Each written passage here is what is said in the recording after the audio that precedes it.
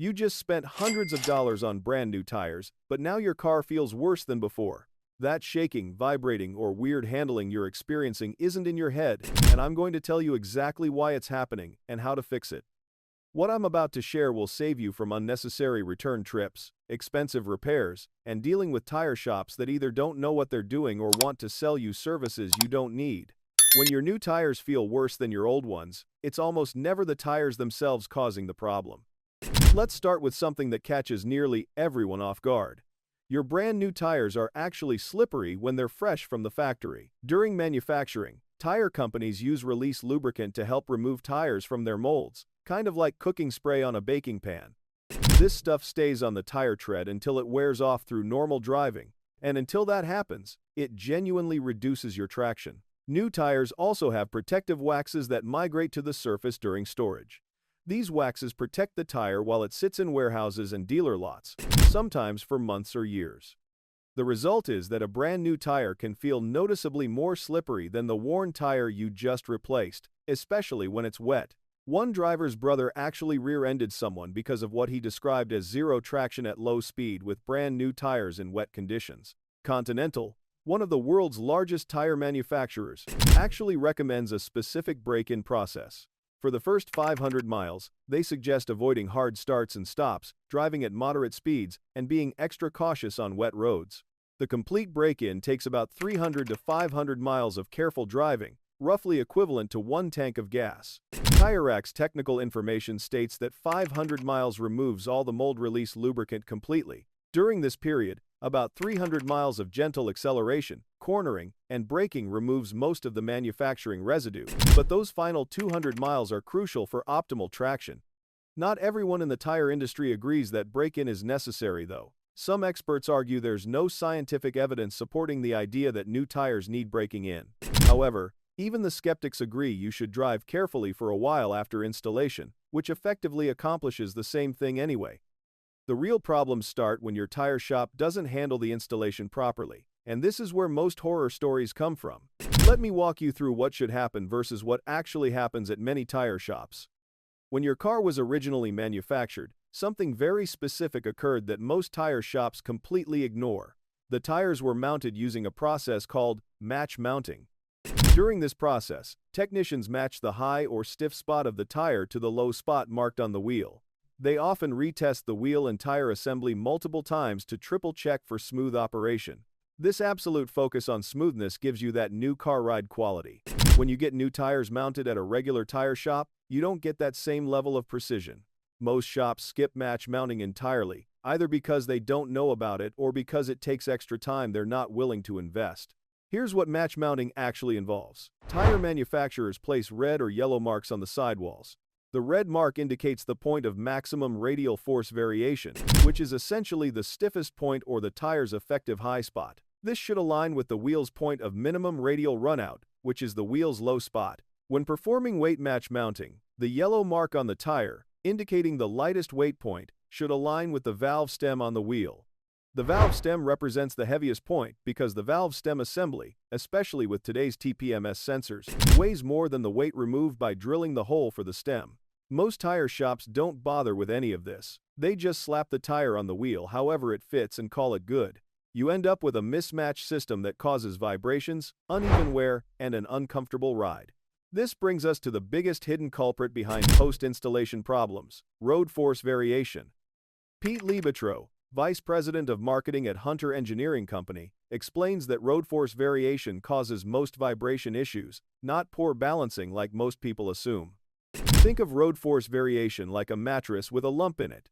Every time you roll over that lump, you feel it. Your tire has a very small lump as a byproduct of how it's assembled. When this lump in the tire aligns with a corresponding high spot on the wheel, you get a compound effect that creates vibrations you can feel in the steering wheel, seat, and floorboard.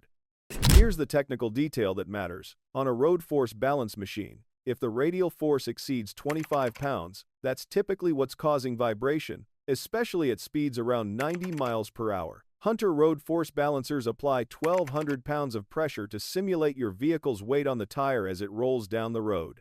This gives a much more accurate picture of how the tire and wheel assembly will behave under real driving conditions.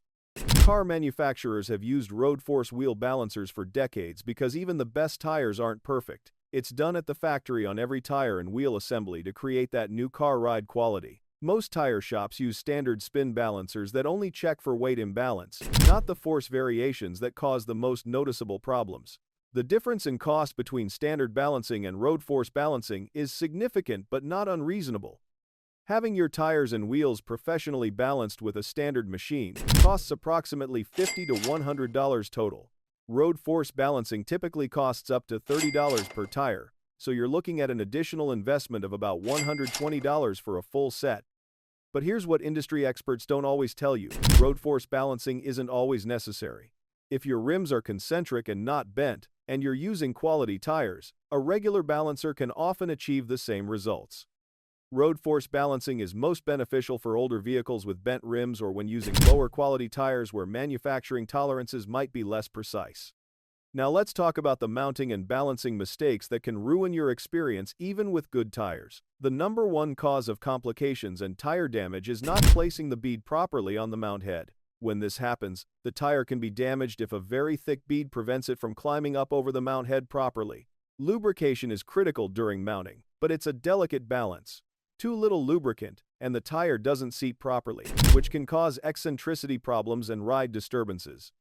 Too much lubricant creates tire-to-wheel slippage and vibration problems. As one industry expert puts it, when you don't use enough lubricant, you can damage the tire and wheel. If you use too much, you create new problems. The balancing process itself is where many shops cut corners. Using second-hand wheel weights is a common mistake. Once a steel clip has been used, it no longer has the retentive capabilities of a new clip. Used clips come loose and fall off, which means your wheels go out of balance within weeks or months of installation. With today's plastic and chrome-clad wheels, shops that use cones to center the wheel on the balancer will experience balancing issues. Collets are a better solution, but not all shops have invested in proper equipment.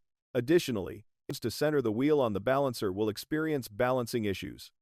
Collets are a better solution, but not all shops have invested in proper equipment. Additionally, if the tire shop hasn't cleaned the inside of the wheel properly, stick-on interior weights will get thrown off, again causing balance problems down the road. One balancing expert named Keefe puts it simply: if you lose a weight, you'll get vibration. This is why you sometimes see small metal weights on the side of the road. They've fallen off someone's wheels and that person is probably experiencing vibration issues without knowing why.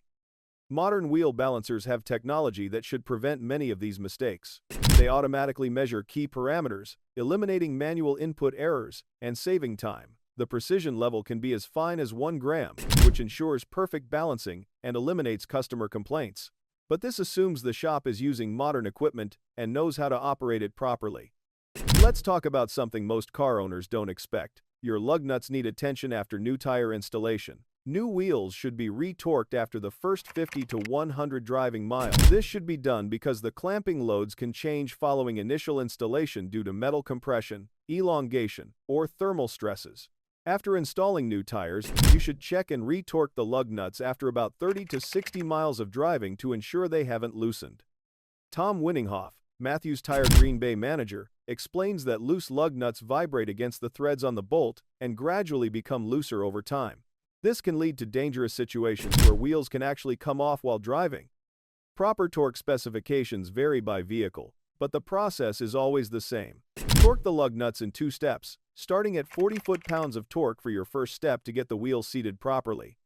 Then for the final torque, refer to your vehicle's specifications, which are usually between 80 and 100 foot-pounds for most passenger cars. Over-torque happens when lug nuts are tightened too much, which can damage the wheel, studs, and brake components. Too little torque, and the wheel can vibrate loose while driving. Fred Eisen, a trainer at McCourt, warns about using impact guns. You may get away with using impact guns 100 times in a row, but that 101st time when you damage a $2,000 wheel negates all of that. Here's where things get expensive fast: TPMS sensor damage. Tire pressure monitoring system sensors are delicate electronic components that can easily be damaged during tire installation. One customer reported bringing wheels to a local garage for new tires and found all TPMS sensors had been replaced by standard valve stems. The sensors were literally broken in half and sitting in the trash. The mechanic claimed they were junk and needed to be tossed. The bill to replace the sensors was over $700. The proper procedure for removing tires on a car with TPMS requires dropping the sensor into the tire before removing it from the rim. Many shops either don't know this or don't care enough to follow proper procedure. TPMS sensor batteries typically last between 5 to 10 years, so unless your sensors are very old, there's no reason they should be damaged during a simple tire change. The automotive service industry has adopted a test before touch standard, meaning if a vehicle comes into a facility with working TPMS, it must leave with working TPMS. A shop cannot knowingly disable TPMS in the vehicles it services, but enforcement of this standard varies widely. Now, how do you fix these problems fast when they occur? If you're experiencing vibrations after new tire installation, the first step is requesting rebalancing with proper technique. If the balance looks okay, ask the shop to break the bead of the tire and rotate it 180 degrees around the wheel. Then rebalance and road test. This simple procedure more often than not cures road force vibration issues by moving the stiff spot of the tire away from the high spot on the wheel. If you've had your tires balanced multiple times and the vibrations still won't go away, you likely need road force balancing. Don't let a shop tell you that standard balancing is just as good. While that might be true for some applications, if you're experiencing persistent vibrations, road force balancing can identify problems that standard balancing simply cannot detect. Always verify that the shop has checked and set tire pressure to your vehicle manufacturer's specifications, not the maximum PSI listed on the tire sidewall. Overinflated or underinflated tires can affect handling, fuel economy, and tread life. The correct pressure is usually found on a sticker inside your driver's side door jamb or in your owner's manual. Make sure the shop has properly torqued your lug nuts and ask to see them do it if necessary. A reputable shop should have no problem demonstrating proper torque procedures. Also, insist that they remove any dirt, rust, or debris from the lug nuts, studs, and wheel mounting surface before installation. Even contamination equivalent to the thickness of a business card can cause vibrations. Here are some consumer protection tips that can save you money and frustration. Before paying your bill and taking your car, request visual confirmation of what was done. Tell the shop you want to see any problems before they're addressed. This keeps shops honest and prevents unnecessary work. Know your car's basic tire requirements before visiting. Research tire sizes, load ratings, and speed ratings online. Check prices at multiple sources to establish a baseline for fair pricing. Consumer Reports notes it's not uncommon for stores to train employees to pitch pricier products by emphasizing factors like longer tread life or added safety features. While sometimes there's a genuine reason for premium products, other times it's just a sales tactic. Some estimates put the percentage of money spent on unneeded repairs and fraudulent work as high as 33%. Being informed is your best defense against becoming part of that statistic. Regular maintenance can prevent many of these issues. Rotate your tires every 6,000 to 8,000 miles to help keep things balanced, since uneven wear is a major cause of wheel imbalance. Ideally, you should have your tires balanced during every routine tire rotation, roughly every 5,000 to 7,500 miles. The reality is that proper tire installation requires knowledge, proper equipment, and attention to detail. When shops cut corners or lack the necessary expertise, you pay the price in reduced safety, comfort, and potentially expensive repairs down the road. Your new tires shouldn't feel worse than your old ones, and when they do, it's almost always due to installation issues rather than defective products. By understanding these common problems and knowing what to ask for, you can ensure that your tire installation goes smoothly and your investment in new tires delivers the improved performance and safety you paid for. Remember that break-in period is real and important. Drive carefully for those first few hundred miles, get your lug nuts retorqued after about 50 miles, and don't hesitate to return to the shop if something doesn't feel right.